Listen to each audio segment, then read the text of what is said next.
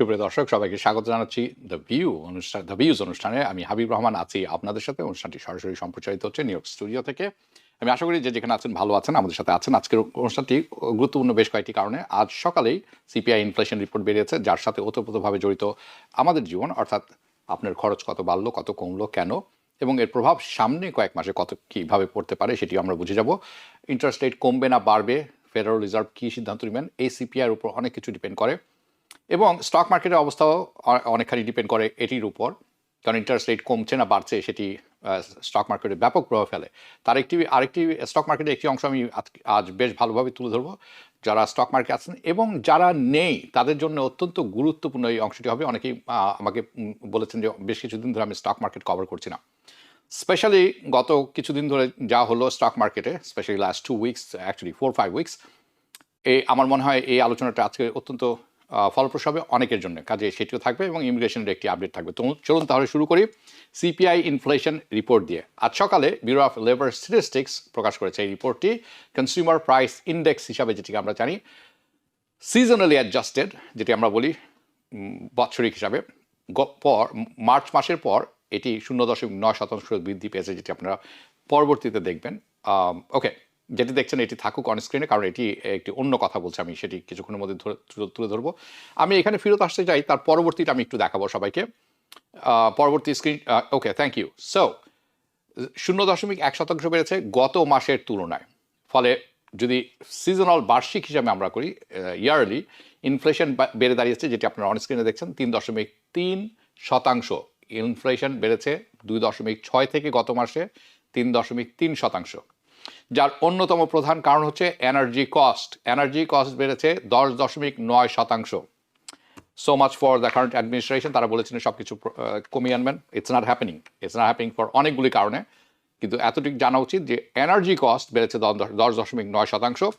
এর কারণে এই দুটি সংখ্যাই, যেটি আমি বললাম আপনাদেরকে, এটি যারা স্টক মার্কেট আছেন, ডাও জোন্স কনসেনসাস যাদেরকে আমরা বলেছি বিশেষজ্ঞরা অর্থনৈতিক, তাদের সঙ্গে প্রত্যাশাপূর্ণ অর্থাৎ সামঞ্জস্যপূর্ণ। তারা এমনটি কাছাকাছি আশা করেছিলেন। ওকে, সিজনাল ইয়ারলি হিসাবে ইনফ্লেশন রেট গত বছরের এপ্রিল মাসের সাথে যদি আমরা তুলনা করি, এপ্রিল 2024, তাহলে এর আগে যেটিতে ছিলাম আমরা সেটিতে ফেরত যাই। আপনারা যেটি এখন অন স্ক্রিনে দেখছেন, this is from Barron's reports coming from BLS. এই রিপোর্টটি প্রকাশ করেছেন ব্যারেন্স, অত্যন্ত নামকরা। ওকে, সো গত বছর এপ্রিল মাসের তুলনায় এই বছর ফেব্রুয়ারি মাসের যেটি আছে আমরা হিসাব করে দেখছি, গত বছর এপ্রিলের সাথে এই বছরের সর্বোচ্চ, গত 2 বছরে এটি হচ্ছে সর্বোচ্চ পর্যায়ে আছে। ওকে, নাও, এবং ফেব্রুয়ারি মাসের তুলনায় গত মাসের 2.4 ছিল, সেখান থেকে বেড়ে দাঁড়িয়েছে। যদি আমরা পরবর্তীটা আবার দেখি 2.6, আমার মনে হয় এখানে ভুল আছে। ওকে, 2.6 থেকে বেড়ে দাঁড়িয়েছে 3.3। সো মাসিক ইনফ্লেশন বৃদ্ধির অন্যতম কারণ হচ্ছে ইরান কনফ্লিক্ট। ওকে, ইরানের যে পরবর্তীটা যদি আমরা দেখি, থ্যাংক ইউ, এটি আপনি মাসিক হিসাবে দেওয়া হচ্ছে মান্থ আফটার মান্থ। আমরা 2021 সাল থেকে 2026 সাল পর্যন্ত দেখাচ্ছি। আপনারা দেখবেন গত বেশ কিছু মাস যাবৎ, আপনি যদি 2023 সাল থেকে ধরেন, এটি কিন্তু সর্বোচ্চ। ওকে, দিস ইজ নট গুড। ওকে, আবার ইটস কুড বি গুড, আসছি সেই ব্যাখ্যা কিছুক্ষণের মধ্যে। সো মাসিক এই যে ইনফ্লেশন বৃদ্ধির প্রধান কারণ হচ্ছে ইরানের কনফ্লিক্ট, ইরানে যে যুদ্ধ চাপিয়ে দিয়েছে আমেরিকা এবং ইসরায়েল, তার একটি বড় ব্যাপার।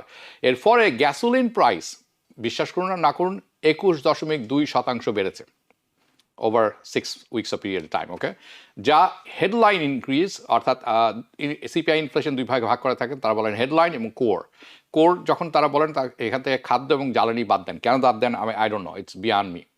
এনিওয়ে, সব কিছু সমন্বয় যেটি আছে সেটিকে বলা হয় হেডলাইন প্রাইস। তো হেডলাইন কোর সিপিআই যেটি আছে সেটি বেড়ে দাঁড়িয়েছে। 3/4 বাড়ার জন্য দায়ী হচ্ছে এই গ্যাসোলিন প্রাইস। এমনটি আমরা রিপোর্টে দেখতে পাচ্ছি from BLS, bureau of labour statistics. খাদ্যদ্রব্যর ক্ষেত্রে কিছুটা ভিন্ন চিত্র আমরা দেখেছি। তা রিপোর্ট বলছে, আই ডোন্ট নো, আপনারা আমাকে জানাবেন আপনাদের মন্তব্য কি। তারা বলছেন ফুডের ক্ষেত্রে চিত্র কিছুটা স্থিতিশীল দেখছেন তারা, এবং তার পরিসংখ্যান কিছুটা আমি আপনাদেরকে তুলে ধরবো। আপনারা যারা বাজার করেন বাসায়, আপনারা জানাবেন আপনাদের মতামত মিলে কিনা। ফুড প্রাইসেস মাসে অপরিবর্তিত রয়েছে তারা বলেন, যদিও তারা বলছেন অপরিবর্তিত থাকলেও গত বছরের তুলনায় বেড়েছে 2.7%। সো ফুড অ্যাট হোম, অর্থাৎ বাইরে যখন না যেয়ে আপনি বাসায় রান্না টান্না করেন, আপনাকে তরি তরকারি সবজি মাছ মাংস কিনতে হয়, ফুড অ্যাট হোম এটি বেড়েছে 0. এটি কমেছে তারা বলছেন, দুঃখিত বাড়েনি, তারা বলেছেন এটি কমেছে খরচে 0.2%। Can you believe this? I mean this unbelievable. তারা বলছেন বাড়ে তো নি, কমেছে 0.2%। আপনারা জানাবেন, ডেফিনেটলি আপনারা জানাবেন আপনারা কি মনে করেন। Anyway, meat price, all type of meat, goat, beef, সব কিছু, পোর্ক, তাদের ক্ষেত্রে মিট প্রাইস কমেছে 0.6%। I don't know, again egg price, ডিমের দাম কমেছে 3.4% গত মাসের তুলনায়, কিন্তু গত বছরের তুলনায় ডিমের দাম কমেছে 44.7%। I agree with this one, ডিমের দাম আসলে অনেকখানি কমেছে, দ্যাটস ট্রু। নতুন গাড়ি, নিউ ভেহিকল, এর দাম বেড়েছে 0.1%, কিন্তু ট্যারিফ এবং যুদ্ধের প্রভাবের ইঙ্গিত কিন্তু এখন দেখা যাচ্ছে, এবং এই দেখা যাচ্ছে মানে এর প্রভাব পরবর্তী যে রিপোর্টগুলো আমরা পাবো সেখানে আমরা দেখতে পাবো। এয়ারলাইন ফেয়ার্স, অর্থাৎ প্লেনের টিকিট, এটি মূল্য বেড়েছে 2.7%। অ্যাপারেল প্রাইসেস, অর্থাৎ আপনি যে কাপড় জামা কেনেন, সেটি বেড়েছে 1%, 1 percentage point, which is huge. এই সিপিআই বৃদ্ধির ফলে সিপিআই বেড়ে যাওয়া, অর্থাৎ ইনফ্লেশন বেড়ে গেছে, কিন্তু তার অর্থ হচ্ছে আপনার ইনকাম কিন্তু বাড়েনি, খরচ বেড়ে গেছে। কাজেই তারা বলে থাকেন যে আপনার আয় কমেছে, অন্যভাবে বলে। এই সিপিআই বৃদ্ধির ফলে যারা কাজ করেন, আয় করেন, তাদের রিয়েল আর্নিং আসলে কমে এসেছে 0.6%। আমি আশা করি আমি বুঝাতে পেরেছি আপনাদের কাছে। আপনার আয় বাড়েনি, কিন্তু খরচ বেড়েছে, কারণ ইনফ্লেশন বেড়ে গেছে। সো যে অর্থটি আপনার $10 আপনার থাকলে আপনি যেই জিনিস কিনতে পারতেন, যতখানি কিনতে পারতেন তার চেয়ে অনেকখানি কম কিনতে পারছেন। ওকে, সো আপনার ইনকাম আসলে কমেছে, কারণ অ্যাভারেজ আওয়ারলি, কিন্তু তারা বলছেন অ্যাভারেজ, তার একটি কারণ তারা দেখিয়েছেন, অ্যাভারেজ আওয়ারলি আর্নিং, অর্থাৎ আপনি যেই কাজের বিনিময়ে যে প্রাপ্য পাওনাটি পান, সেটি বাড়ার পরিমাণ হচ্ছে 0.2%। It's very simple. আপনার ইনকাম বেড়েছে 0.2%, ইনফ্লেশন বেড়েছে 3.3%। সো আপনি মাইনাসে আছেন বেসিক্যালি। ওকে, ফেডারেলের এই যে ফেডারেল রিজার্ভের এখন কিন্তু সিদ্ধান্ত নেওয়া খুব কঠিন হয়ে গেল। অল দিস থিংস আমরা যে কথা বলছি, এখান থেকে আমাদের বুঝতে হবে যে এই যে ইনফ্লেশন বাড়লো, ইনকাম কমলো, এখনও কিন্তু আমরা তেলের গ্যাসোলিনের প্রাইস 21.9% or 1% বেড়েছে। সো এটির প্রভাব কিন্তু এখন আমরা দেখছি, কিন্তু এটির প্রভাব অনেকখানি পড়বে। আমি কিছুক্ষণ পরে অ্যাভারেজ প্রাইস তুলে ধরবো, আমি দেখে রেখেছি 3 সপ্তাহ আগে কত ছিল, 3 থেকে 4 সপ্তাহ আগে এখন কত আছে, সেটি শুনলে অনেকেরই অবস্থা খুব একটা ভালো থাকবে না। এনিওয়ে, ফেডারেল রিজার্ভের জন্য এখন কাজটি খুবই কঠিন। কেন? তাদের কিন্তু দুটি লক্ষ্য, ইনফ্লেশনকে কন্ট্রোল রাখা, এমপ্লয়মেন্টকে সচল রাখা, এবং তাদের যে ইনফ্লেশনের গোলটি সেটি হচ্ছে 2%, 2% রাখা, 2% ইনফ্লেশন গোল। মার্চের ইনফ্লেশন রিপোর্ট যেটা, এটা কিন্তু প্রত্যাশার কাছাকাছি আসলেও এটার যে বিস্তারিত বিবরণ যেটি আছে ফেডারেল রিজার্ভের জন্য এই পরিস্থিতিকে খুব জটিল করে তুলেছে। ফেডারেল রিজার্ভের জন্য যে হেডলাইন ইনফ্লেশন, এটি কিন্তু পুরোপুরি এনার্জি সেক্টর দ্বারা সম্পূর্ণভাবে বেড়েছে, thanks to Donald Trump. Actually এই যুদ্ধের কোনো প্রয়োজন ছিল না, এটি সম্পূর্ণ এসেছে জ্বালানি খাত থেকে এই মূল্য বেড়ে যাওয়ার। এখন আমরা কিছুক্ষণ আগে রিপোর্টে বললাম বেশ কিছু খাদ্যদ্রব্যের মূল্য কমেছে according to this report, not practically. কিন্তু এটি যদি এখন বলা হয়ে থাকে ওয়েট টিল নেক্সট মান্থ, আগামী মাস পর্যন্ত অপেক্ষা করেন, দেখেন কি পরিমাণ এটি বাড়বে। ওকে, সো এই পুরোপুরিটি বেড়েছে এনার্জি সেক্টর দ্বারা পরিচালিত, অর্থাৎ এখানেই বেড়েছে। এটি হচ্ছে সাম্প্রতিক সময়ের মধ্যে সবচেয়ে বড় মান্থ ওভার মান্থ বৃদ্ধির একটি কারণ। অন্যদিকে কোর ইনফ্লেশন, যেখান থেকে ফুড অ্যান্ড এনার্জি বাদ দেওয়া হয়, তুলনামূলকভাবে স্থিতিশীল। কিছুক্ষণ আগে বললাম, তারা বলছেন খাদ্যদ্রব্যের মূল্য কমেছে। ওকে, তবে কোর ডাটা যেটি আছে, অর্থাৎ জ্বালানি এবং খাদ্যদ্রব্য বাদ দিলে এই দুটি বিষয়ে, এর মধ্যে দুটি বিষয় আছে যেটি বিশ্লেষকদের বেশ চিন্তিত করছেন, তারা খুব উদ্বিগ্ন এটি নিয়ে। Actually I am too. Non housing service, অনেকে বলবেন নন হাউজিং সার্ভিস হচ্ছে সেবামূলক, তো নন হাউজিং সার্ভিস আবার কী জিনিস? সেটি হচ্ছে অনেক বড় একটি ক্যাটাগরি, যার মধ্যে অন্তর্ভুক্ত থাকতে পারে এডুকেশন, হেলথ সার্ভিসেস, ট্রান্সপোর্টেশন, রেক্রিয়েশন, ঘোরাফেরা। এটির খরচ কিছুটা কমেছে অ্যাকর্ডিং টু দিস রিপোর্ট। আমি জানি না আপনারা কি মনে করেন, I don't see it. Anyway, that's just me. So এইটির কারণে ফেডারেল রিজার্ভের জন্য এটি একটি ইতিবাচক সংকেত হতে পারে, কিন্তু কোর গুডস ইনফ্লেশন অর্থাৎ যে জ্বালানি এবং খাদ্যদর বা বাইরে যে খাদ্যদ্রব্যগুলি আছে দ্রব্যগুলি আছে তার ইনফ্লেশন কিন্তু বেড়েছে। আমরা দেখেছি আমার মানে অ্যানালিসিস অনুসারে এটি বেড়েছে গত বছরের সেপ্টেম্বর মাসের সাথে তুলনা করলে সবচেয়ে বেশি দ্রুত গতির সাথে এটি বাড়ছে। সো এক্সপার্ট যারা আছেন, বিশ্লেষক যারা আছেন, তারা বলছেন ট্যারিফের প্রভাব কিন্তু এখন পড়তে শুরু করেছে এবং এটি কিন্তু সারা বছর ধরে থাকবে। ওয়েল, ইটস টাইম, কারণ ট্যারিফ কিন্তু যায়নি। ট্যারিফ নিয়ে এখন কথা কম বলছেন এই ভদ্রলোক, ট্রাম্পের কথা বলছি, প্রেসিডেন্ট ট্রাম্প।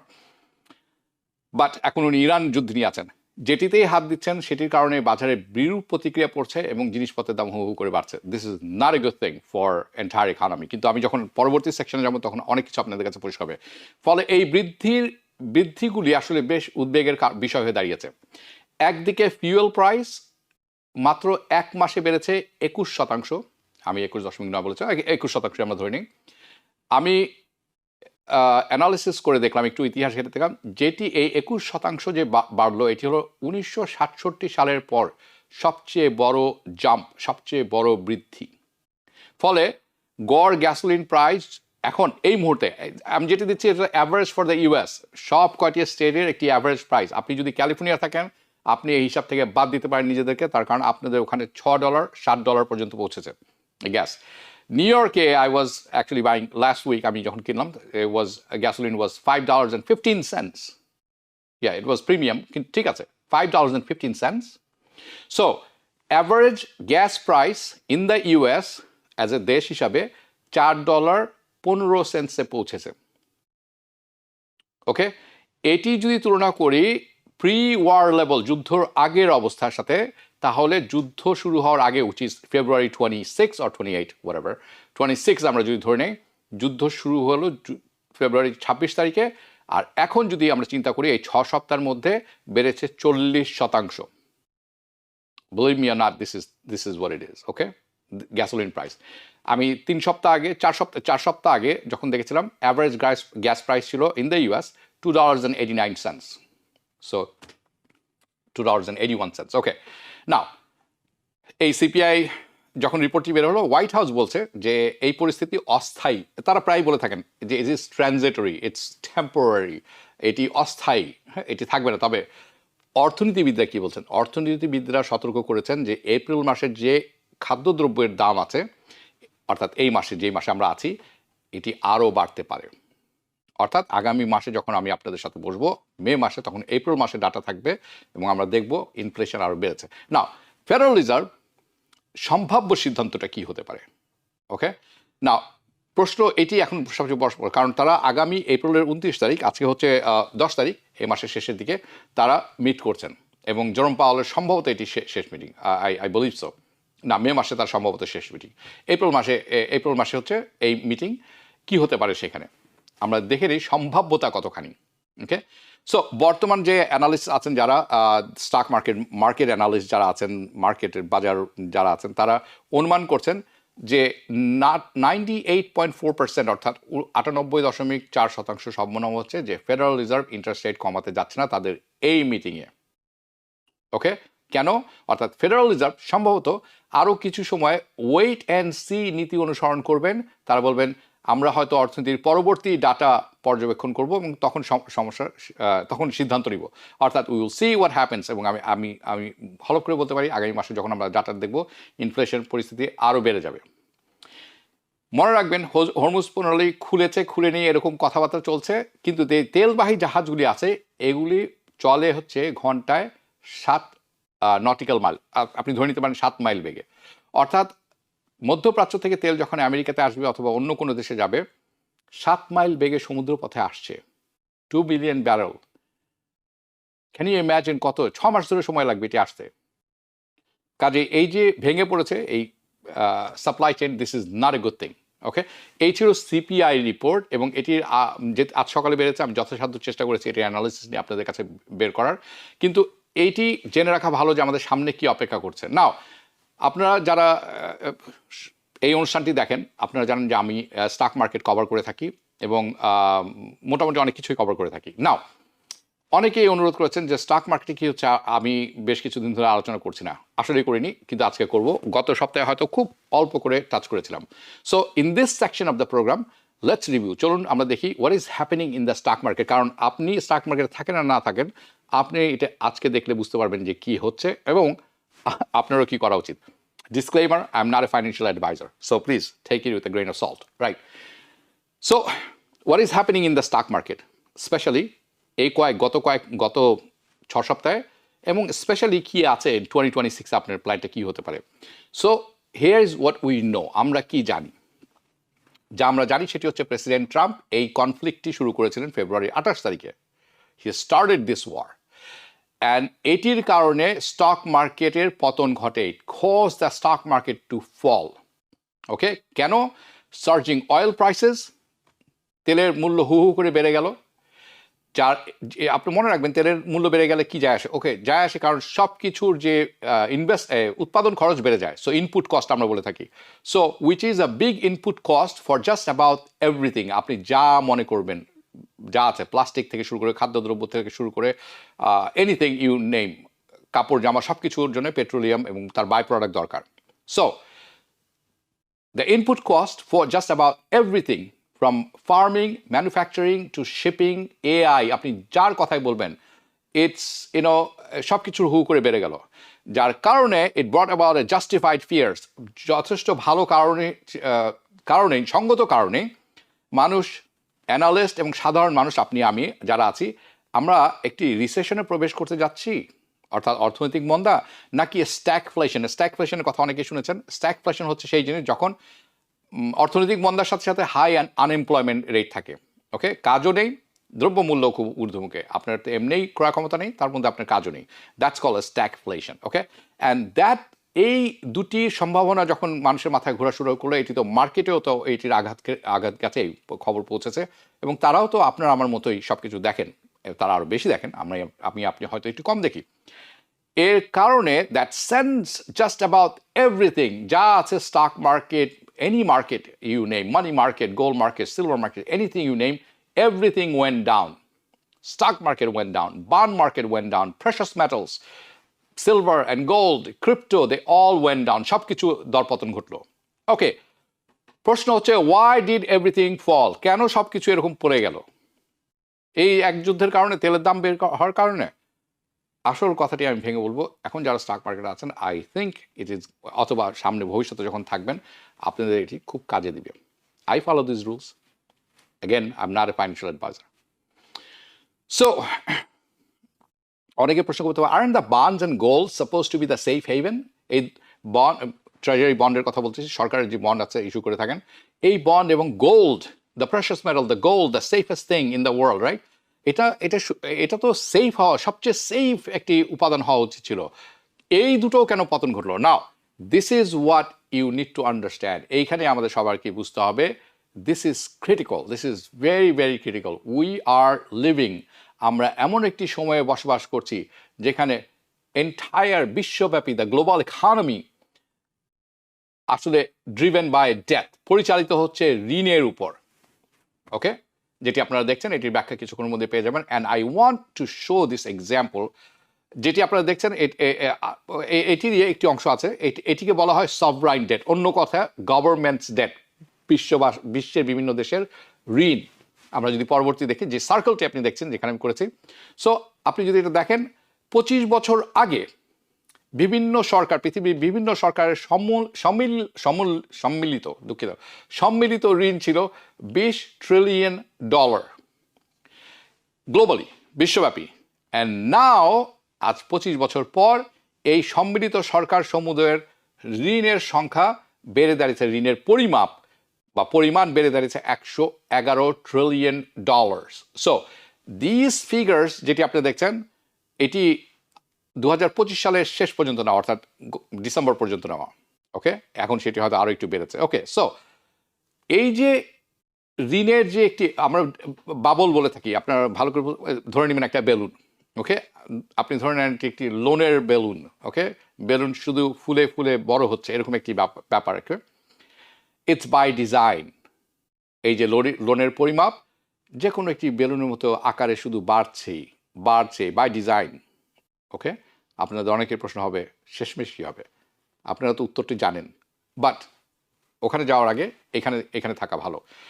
এই যে বাবল, এই যে লোনের পরিমাণ ফুলে ফেপে বাড়ছে, অনেকে মনে করতে পারেন ইররেসপন্সিবল ফিসকাল নীতি, গ্রিড, লোভ, লালসা এবং বড় বড় সিইওরা অর্থ মেরে খাচ্ছেন।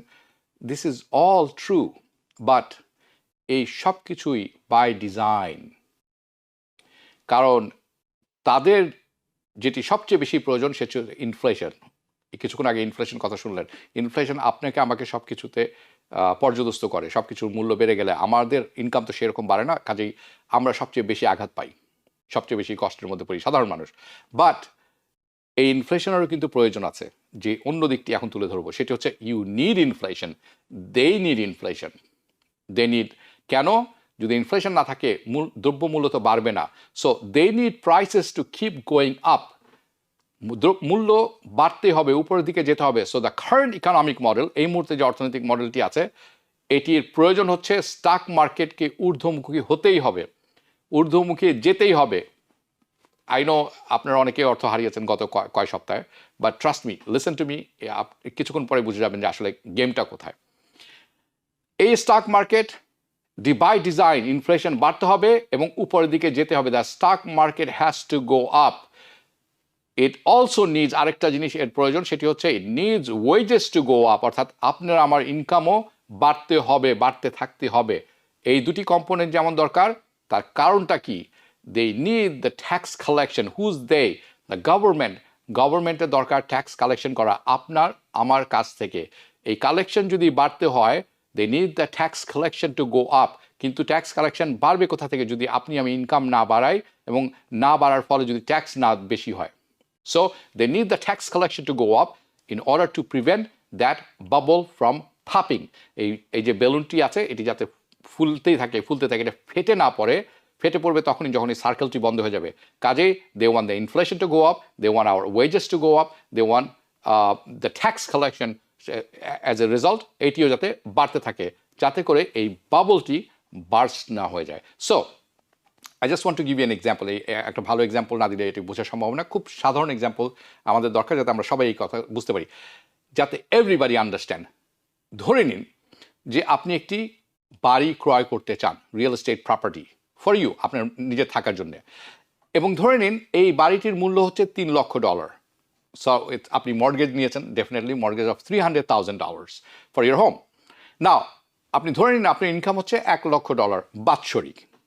তাহলে এই যে you will keep the number, আচ্ছা রাউন্ড নাম্বারে কেন কথা বলছি? যাতে বুঝতে সুবিধা হয়, অঙ্ক করতে সুবিধা হয়, সিম্পল থাকে জিনিসগুলো। নাও ইন দিস সিনারিও আপনি কমফর্টেবলি সার্ভাইভ করতে পারবেন আপনার মর্গেজ পেমেন্ট নিয়ে, কোনো অসুবিধা হবে না, কারেক্ট? সো মর্গেজ $300,000, আপনার ইনকাম $100,000 a year, বাট এটিতে কমফোর্টেবল সিচুয়েশন। কিন্তু যদি আপনার ইনকাম কমে আসে, if you take a pay cut or cut down your pay, let's just say আপনার ইনকাম $1 লক্ষ থেকে কমে এসে হঠাৎ করে দাঁড়ালো $70,000, then you are in a trouble, you are in trouble. আপনি কিন্তু বিপদের মুখোমুখি হয়ে যাবেন। তার কারণ হচ্ছে এটি অনেক ডিফিকাল্ট হয়ে যাবে আপনার জন্য এই মর্গেজ পেমেন্টটা চালিত রাখা, দিতে থাকা সবসময়। কারণ আপনার পেমেন্ট হঠাৎ করে আপনার ইনকাম $1 লক্ষ থেকে $70,000 চলে এসেছে, রাইট? আমার মনে হয় অস্বীকার জন্য কেউ অস্বীকার করবেন এই ব্যাপারটি। নাও compared to when you had $100,000 a year, right? So, without explaining further, I hope আমরা সবাই বুঝতে পারছি। Now, if you যদি উল্টোটি হয়ে থাকে, মনে করেন if you have $300,000 মর্গেজ আপনার, এবং আপনার ইনকাম বেড়ে গেল হঠাৎ করে $1 লক্ষ থেকে বেড়ে আপনার ইনকাম হয়ে গেল $1.5 লক্ষ, তাহলে কিন্তু আপনার জন্য it's can be much easier আপনার পেমেন্ট, মর্গেজ পেমেন্ট চালানো, এবং আপনি কিন্তু খুব আরামে ফুর্তিতে থাকবেন, কোনো অসুবিধা নেই। That's because your income has inflated. যখন ইনফ্লেটেড বলছি, ফুলে ফেপে বেড়েছে, আপনি ধরে নেবেন your income has inflation, okay? Now the pre existing debt, আপনার যে লোনটি ছিল সেটি কিন্তু $3 লক্ষ আছে মর্গেজের, কিন্তু আপনার ইনকাম বেড়ে গেছে $1 লক্ষ থেকে $1.5 lakh. So of course you know in this situation you have a wage inflation, আপনার বেতন এর ইনফ্লেশন ঘটেছে, has helped your economic situation, কিন্তু আপনার বেতনের ইনফ্লেশন বেড়েছে এবং তাতে কিন্তু আপনার অর্থনৈতিক সিচুয়েশনটা বেশ ভালো হয়ে গেছে না। It's going to be the same concept. এটা সেম কনসেপ্ট যখন আমরা আওয়ার ইকোনমিক মডেল আমরা অ্যাপ্লাই করি, সেম কনসেপ্ট। সো লোন সবসময় থাকবে, বুঝতেই পারছেন, যেহেতু আপনি বাড়ি কিনে ক্রয় করেছেন আপনার লোন কিন্তু থাকবে, ইনকাম বাড়লো কমলো doesn't matter, there is always this debt out there, সবসময় কিন্তু লোন থাকবে আপনার। আমাদের ইনফ্লেশন দরকার, কারণ আমাদের ইনকাম বাড়াতে হবে, ইনকাম বাড়াতে হলে ইনফ্লেশন প্রয়োজন, উই নিড হায়ার প্রাইসেস, জিনিসপত্রের দামও বাড়তে হবে যদি মার্কেট স্থিতিশীল থাকতে হয়। তার আরেকটি কারণ হচ্ছে আপনি যদি ইনকাম বাড়ে, মার্কেটের সব কিছুর প্রাইস বাড়ে, তাহলে সরকারের ট্যাক্স কালেকশন বেড়ে যায়। We need more tax collection in order to maintain, কি মেনটেন করতে হবে, the ability to service the debt. আপনি সরকার যে পরিমাণ লোন নিয়েছেন তার তো একটা সুদ দিতে হয়, ইন্টারেস্ট দিতে হয়, এটা মেনটেন করতে হলে তাদের কিন্তু ইনকাম বাড়াতে হবে। All this loans out there, they have to maintain it. So I hope আপনারা সবাই আমার সাথে একমত এবং বুঝতে পারছেন আমি কি বলার চেষ্টা করছি। Now we have to understand that it is not just the government debt. আমি শুধু সরকারের লোনের কথা বলছি না, যেটি বাড়ছে, that has been exploding higher and higher, right? আমি সব ধরনের লোনের কথা বলছি, mortgage loan, auto loan, credit card loan, student debt, সব কিছুর কথা বলছি। They all have been shooting up, সব কিছু কিন্তু by the way all the loans was going up, which is not a good sign, but loans are going up, all this have been going up. Okay, এটি সম্ভবত কোনো surprise নয় এখন আপনার কাছে, আপনি বুঝতে পারছেন।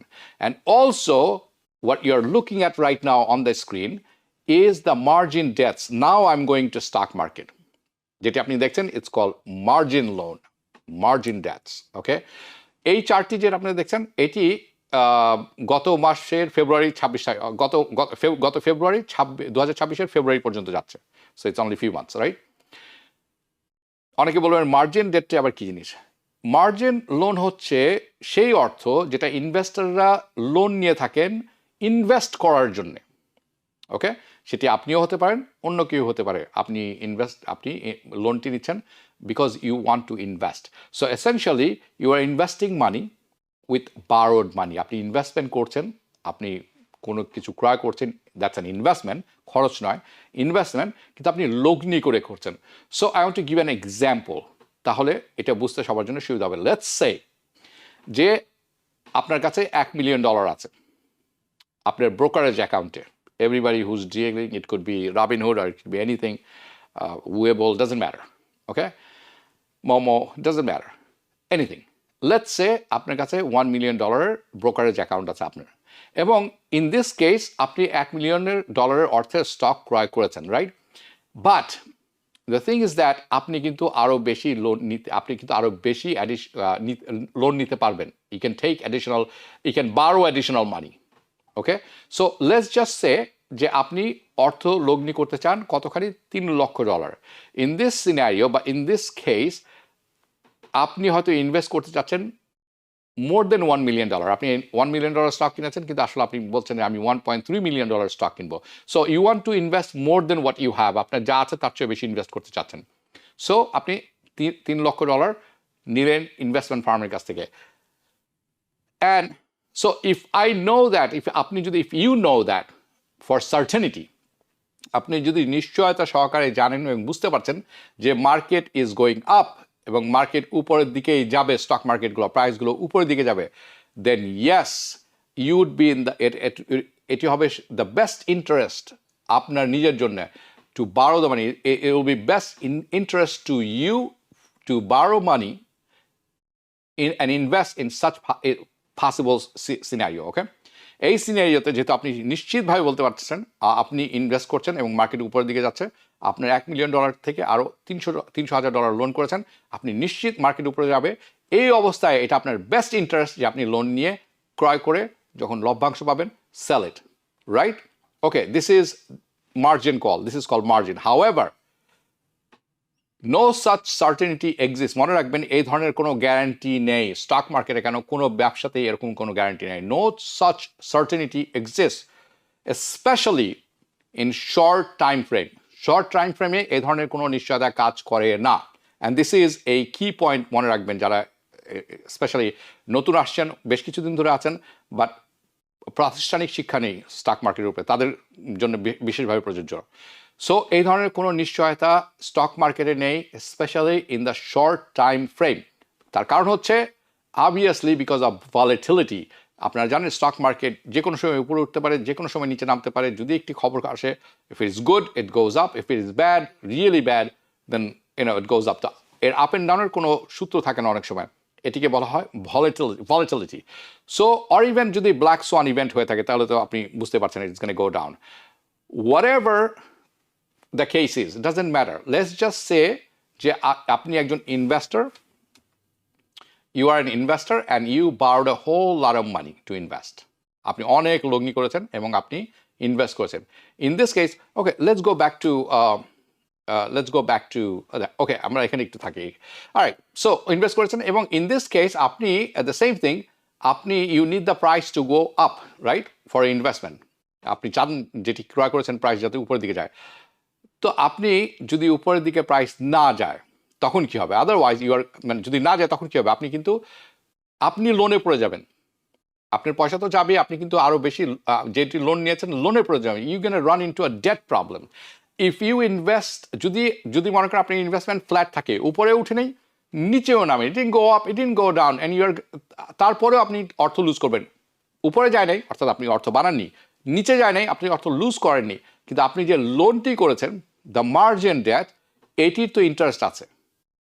You are going to lose money on the paying interest on your margin debts. আপনি যে মার্জিন আছে তার উপরে ইন্টারেস্ট হচ্ছে, so you can lose money there. যদি আপনি ইনভেস্টমেন্ট নিচে পড়তে থাকে, অবমূল্যায়ন হয় এর প্রাইসের, তাহলে কিন্তু ইউ আর ইন ট্রাবল সত্যিকার অর্থে, স্পেশালি যদি আপনি লগ্নি করে আপনি ইনভেস্টমেন্ট করেছেন। নাও something like this happens, যখন এরকম কিছু হয় এবং মার্কেট ব্যাপক হারে পতন ঘটে, মার্কেট ফলস, ইউর ইনভেস্টমেন্ট মানে আপনি ইনভেস্টমেন্ট নিচের দিকে যাওয়া শুরু করেছে। আপনি জানেন ইনভেস্টর যারা আছে, ইনভেস্টমেন্টস যারা করেন, দ্যাট যে ইনভেস্টমেন্ট আপনি ক্রয় করেছেন লগ্নি করে, ইন দিস সিচুয়েশন আপনি কি করবেন? What are you gonna do? এত অবমূল্যায়ন হচ্ছে, পতন হচ্ছে। অনেক মানুষ আছেন তারা সেল করে দেন। they're going to sell the investment, যে ইনভেস্টমেন্ট করেছেন তারা সেল করে দিবেন। তার কারণ they don't have a choice, কারণ এটি কত নিচে যাবে তারা বুঝতে পারছেন না, এটি কোথায় এলিমিনেট হয়ে যাবেন জানেন না, এবং তাদের মার্জিন ডেটটা যে আছে সেটি কোথায় যাবে তাও জানেন না। এসেনশিয়ালি যেটা আমি বলার চেষ্টা করছি, ইনভেস্টাররা যারা আছেন, যারা আপনাকে অর্থ দিয়েছেন, ইনভেস্টার্স, আপনি যেখান থেকে মার্জিন কল অর্থ লোন করেছেন, they are looking for cash, for cushion. তারা সাবধানে থাকতে চাচ্ছেন তাদের ইনভেস্টমেন্ট অ্যাকাউন্ট যাতে কোনো ধ্বংস না হয়। বিকজ যদি আপনি অর্থ লগ্নি করে থাকেন কোনো ব্রোকারেজ ফার্মের অ্যাকাউন্ট থেকে, অ্যান্ড এই মার্জিন কলের কারণে এটি নিচের দিকে পড়ে গেছে, then you have to maintain certain balance. আপনার কিন্তু সার্টেন ব্যালেন্স থাকতে হবে আপনার অ্যাকাউন্টে, within their account. Otherwise brokerage firm কি করবে? এটা অটোমেটিকলি সেল করে দিবে তাদের position, they will sell your position. কেন?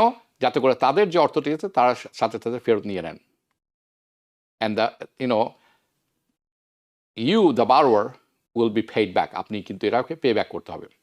সো এটির নাম হচ্ছে margin call. It's very important to understand. So when the market drops quickly, খুব দ্রুত যখন পতন হয়, people gate the margin calls, they scramble for cash.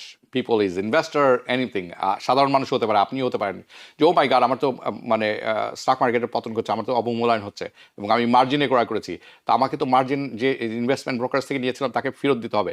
In order to obtain that cash, ওই অর্থটা কোথা থেকে আসবে? আপনাকে you have to sell something.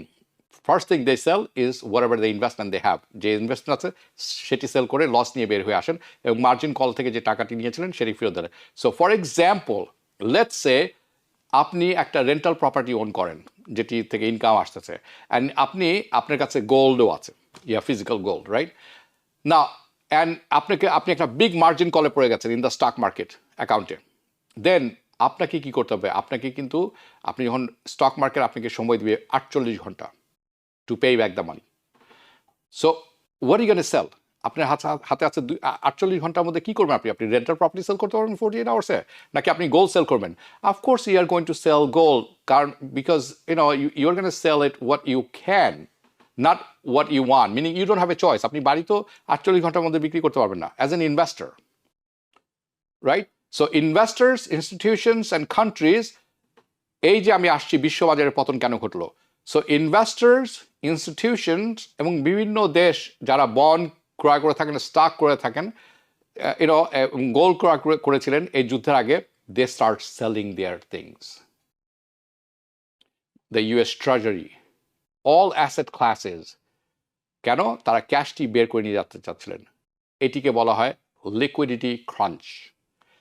That created the sell everything environment. Now এখন আপনি জানেন কেন স্টক মার্কেটের পতন ঘটে এরকম অবস্থায়। Now you are well equipped. Now let's move on. আমি যখন এই প্রোগ্রামটি হোস্ট করছি, লাইভ এখন আছি, হ্যাঁ, তখন কিন্তু 2 উইক সিজফায়ার চলছে। আগামীকাল আরও আলোচনা হবে, আমি যদি পরবর্তীতে যাই। ওকে, নাও সো দেখতে পাচ্ছেন স্টক মার্কেট র্যালি 2% র্যালি করেছে স্টক মার্কেট যখন ইরান ঠাউডেড 2 উইকস সিজফায়ার। নাও আমি যখন প্রোগ্রাম করছি এই সিজফায়ার এখনো বলবৎ আছে। Okay, and if this war truly deescalate, যদি সত্যিকার অর্থে ডিএসকেলেশন হয়ে থাকে, অর্থাৎ কমে আসে উত্তেজনা সব কিছু এবং normal, then there is no longer severe liquidity crunch. তখন মানুষ যে ক্যাশটি বের করে নিয়ে গেছেন সেই ক্রাঞ্চটি সেই অবস্থাতেই থাকবে না, এবং people are no longer scrambling to sell across the board. Okay, সব কিছু বিক্রয় করে হাত ক্যাশ নিয়ে বসে থাকবেন এরকম অবস্থা তৈরি হয় না। And obtain cash, they are gonna revert back, তারা ফেরত যাবেন কোথায়? প্রিডেস্টাইন ট্রেজেক্টরি। আপনারা জানেন যে এই যুদ্ধর আগে স্টক মার্কেট কিন্তু শুধু উপরেই যাচ্ছিল, the magnificent 7 was going up and up. So this is আগে থেকেই ঠিক করা ট্রেজেক্টরি, গতিপথ। Okay, the trajectory the trajectory that bubble is expanding. এই ট্রেজেক্টরি গতিপথ যেটা আছে এটি কিন্তু শুধু বাড়ছেই। সো ইনভেস্টমেন্ট প্রাইস এখন আবারও বাড়তে শুরু করেছে, পুনরায় এটি বাড়তে শুরু করেছে, অ্যান্ড মোর ইনফ্লেশন, সাথে সাথে ইনফ্লেশনও বাড়তে শুরু করেছে, এটি স্বাভাবিক। Again this is all by design. মনে রাখবেন, this is all by design, this is not a hunch. কোনোভাবে এটি একটি হাঞ্চ না, this is a mathematical design. Now we can't have, মনে রাখবেন কোনোভাবেই আমেরিকাতে এটি সম্ভব নয় যে আমাদের একটি লম্বা সময় রিসেশন, অর্থনৈতিক মন্দা চলবে বা চলতে পারে। It's not possible in the US. কিছু সার্ভাইভ করবে না, কিছু বাঁচবে না। We can't have inflation in this country. The numbers do not work in a death bubble. Okay, যখন এই লোনের ইয়াতে জর্জরিত থাকে সবাই, তখন এই নাম্বারস, যে নাম্বারগুলো আমি আপনি যেভাবে বললাম, it doesn't work. The amount of loan the US government has, you have, it is not going to work. আপনি যদি ইনকাম না থাকে, ইনফ্লেশন না থাকে, আপনি ইনকাম যদি না বাড়ে, it's going to be a disaster. So I just want to say that if we do run across this circumstances, যখন এরকম সিচুয়েশন তৈরি হয়, then কি করবেন আপনি? এই যে এরকম মার্কেটের পতন ঘটলো, what you are going to do? Stay there for long. আপনি যখন মার্কেটে কিছু করেছেন, পতন হয়ে গেছে, stay there for long, because it's easy to cure. American সরকার কি এটি কি করবে? অর্থনৈতিক মন্দা তো চলতে দিবে না তারা, কারণ তারা জানে তারা অর্থ অর্থাৎ ডলার প্রিন্ট করতে পারেন, এটির এখতিয়ার তাদের মধ্যে আছেন। সে দেখেন it's easy for them, the government, to cure this issue by printing money, printing dollar. That's all stops the recession. যখন এটা তারা শুরু করবেন বা করেন, যে কোনো সময় খারাপ সময় আসে, তখনই কিন্তু রিসেশন বন্ধ হয়ে যায়, উল্টো দিকে আমরা শুরু করি, and or a deflation situation উল্টো দিকে যায় উইদিন ম্যাটার অফ মান্থস, কয়েক মাসের মধ্যেই। কাজেই এত ভীত হওয়ার খুব একটা প্রয়োজন থাকে না এরকম সময়। হাউএভার, ইয়েস, অফকোর্স ইটস এই জিনিসটি এটি পরবর্তী সময়, in the long period of time, okay, যদি এটি তারা ক্রমাগতভাবে করতে থাকেন, which they are doing, they have been doing, তাহলে কিন্তু it's gonna come back and bites us. এটি কিন্তু ফেরত আসবে কোনো এক সময় ফিউচারে, নট নাও, কোনো এক সময়, with higher inflation, even higher inflation, maybe even hyper inflation, but at least আপাতত আমরা বেঁচে আছি অ্যান্ড বেঁচে যাচ্ছি। কেন? Fight another day, right? Okay, so you may not agree, আপনি হয়তো আমার সাথে একমত নাও হতে পারেন, যে হাউ দিস ইকোনমিক মডেল, এই অর্থনৈতিক model or the macro environment কীভাবে অপারেট করে আমিও জানি না। আমার কাছে অনেক সময় বিস্ময় মনে হয় সব কিছু। I don't know either. Okay, but this is the world, এই হচ্ছে পৃথিবী যেখানে আমরা বাস করি, this is the world we live in. এবং আমাদেরকে আর কোনো চয়েস নাই। I have accepted this, you don't have a choice, আপনাকেও অ্যাকসেপ্ট করে নিতে হবে, এই সিস্টেমের মধ্যেই চলতে হবে। I don't want to be, আপনি যদি না করেন অ্যাকসেপ্ট, তাহলে কি হবে? আপনি পিছনে পড়ে থাকবেন, you be left behind financially. Okay, so now I want to give you my opinion. আমি যেটা করি নর্মালি, সাধারণত একটা জিনিস করি না, এখন কিছুদিন ধরে চিন্তা করছি করবো। ওকে, সো আমার ওপিনিয়ন আমি তুলে ধরবো এখন। And it's what should be done, কি করা উচিত। আমি বলবো না যে আপনার এটা করা উচিত, please don't listen to me. If it make sense, আপনি play with this, but you don't have to listen to me, don't listen to me. Okay, it is my opinion on what should, কি এরকম যখন environment তৈরি হয় কোন একটি সময় বছরের, তখন আপনি কি করবেন। লেটস টেক আ লুক নাও। যেটা আপনারা দেখছেন specially in this events of D-escalation, কারণ যুদ্ধ যদি সত্যিকার অর্থে যদি যুদ্ধবিরতি পার্মানেন্ট হয়ে যায়, তাহলে কিন্তু ডি-এসকেলেশন হয়ে যাবে। So if in the event of de-escalation of the Iran war, once আমরা কিন্তু একদম নর্মাল ট্রাজেক্টরিতে ফেরত যাবো আবার, তখন কিন্তু সব কিছু আবার ঊর্ধ্বমুখী যাবে, উইচ ইজ ইনএভাইটেবল, এটি হতে বাধ্য, inevitable. Okay, so the first thing is that you have to stay invested. আপনি স্টক কিনেছেন, পতন ঘটেছে, don't panic, don't sell if it's not a margin call. Okay, if it's not margin, it's your own money, just wait, it's going to go up at one point. Now এটির অনেক বড় ব্যাখ্যা আছে, আমি শুধু সারফেসে থাকছি আজকে। Don't try to time the market. অনেকে একদম যথাসময়ে বসে থাকেন, ও আমি জানি এটি পড়ছে। Don't try to time the market by going in and out. অনেকে আছেন, ওকে আমি টাইম করার চেষ্টা করছি, আমি জাম্প করে ইন হয়ে গেলাম, ওকে পড়ে যাচ্ছে, জাম্প করে আউট হয়ে গেলাম, উপরে দেখে যাচ্ছে, জাম্প করে ইন হয়ে গেলাম, আবার সেল করে। দিস ইজ না how it works. It's a disastrous plan. Sometimes for the loss, ছোট্ট স্প্যান অফ টাইমের জন্য এটা কাজ করে। My advice is this: don't be a trader. This is what these people do, trader. Be an investor. There's a big difference. আপনাকে investor হতে হলে you have to have a long term mindset. আপনি এই আজকে কালকে 2 দিনের জন্য এগুলো করতে পারবেন না। I will tell you, take advantage of the dips. যখন এরকম মার্কেটের পতন হয়, চরম নিচের দিকে নামা শুরু করে, buy the dips. কম দামে ক্রয় করবেন। Take advantage of the volatility. Again, in the long run, it is all design. আবারও বলছি, এটা ডিজাইনটাই করা হয়েছে, it has to go up. And the dips are the buying opportunity. যখন এরকম দরপতন হয়, এটি আপনার জন্য সুযোগ তৈরি করে দেয় ক্রয় করার জন্য। When you buy the dips, oh, by the way, buying the dips এর আরেকটি ব্যাপার হচ্ছে, do not try to time the bottom perfectly. মনে করেন মাইক্রোসফট এখন $371 আছে, কিছুদিন আগে $590 কাছাকাছি ছিল, 500 something, I don't know exactly, but fine. আপনি এখন মনে করছেন $371, by the way it's undervalued. Okay, এখন কেউ অপেক্ষা করছেন, ওকে এটা যদি 360-তে নামে তখন আমি কিনবো। আদতে দেখা গেল কোনো এক সময় হয়তো 360 নামার পরই এটা আবার উপরের দিকে উঠা শুরু করেছে, কিন্তু কেউ একজন কিনেছেন এখন 371। আফসোস করার কোনো দরকার নেই, আপনি কখনো পারফেক্ট হতে পারবেন না, এটা সম্ভব নয়। বাই দ্য ডিপ নাও,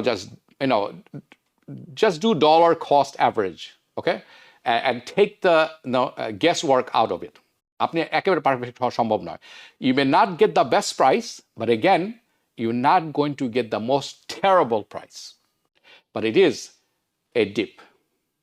ওকে, আপনি নিচের সময় কিনেছেন, কিন্তু কোনো একটা সময় এটি আবার $500 চলে যাবে, and that's going to be from a year now. 1 বছর পরে হতে পারে, 1.5 বছর পরে হতে পারে। ওকে, it's going to go up there. It's by design. তখন আপনি বলবেন, I should have bought it at 371. Anyway. So these, that are getting an opportunity. আপনি যখন there's a dip, you are getting an opportunity to buy it at a discount price.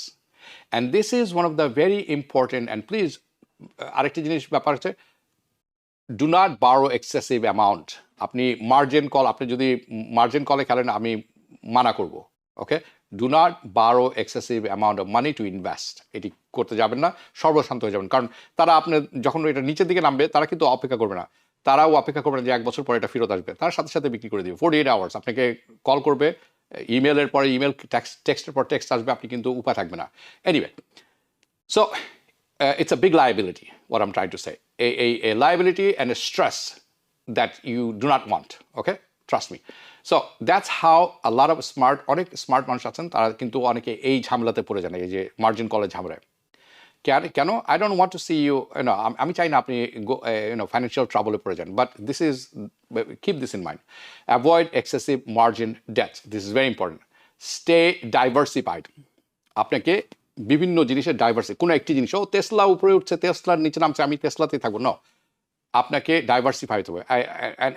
S&P 500 index আমার কাছে যদি we বলবো একটা কিছু থাকতো আমি লাইভে দেখাতাম এখন next week. S&P 500 index ETF, it's an essential in my opinion. I know আমার in all my money, not all of your money should be invested in stock if you have money. আপনি কিছু international stock ETF ক্রয় করতে পারেন।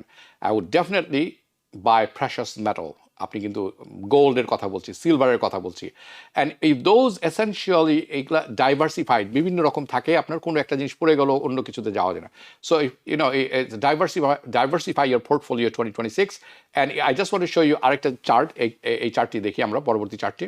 ওকে, যেটি আপনি দেখছেন, this is M2 money supply. Okay, কি পরিমাণ অর্থ গভর্নমেন্ট প্রিন্ট করে মার্কেটে ছাড়ছেন। Much of the money is, so much money is out there. গত 60 বছরে আপনি যদি দেখেন এই চার্টটি, সো নোটিস, আপনি খেয়াল করবেন এটি মানি যে হারে প্রিন্ট করছে তারা এটি কিন্তু জাস্ট উপরের দিকে যাচ্ছে, ইটস গোয়িং আপ, তারা কখনোই বন্ধ করছে না, it's accelerating. So no wonder why the inflation is up, the price is going up, including the investment, after investment price উপরে যাচ্ছে. It is because the more money is out there, the more money out, there's so much money out there in existence.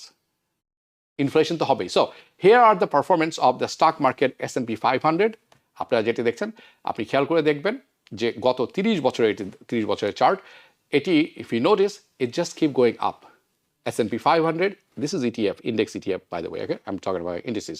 Now, and you wonder why?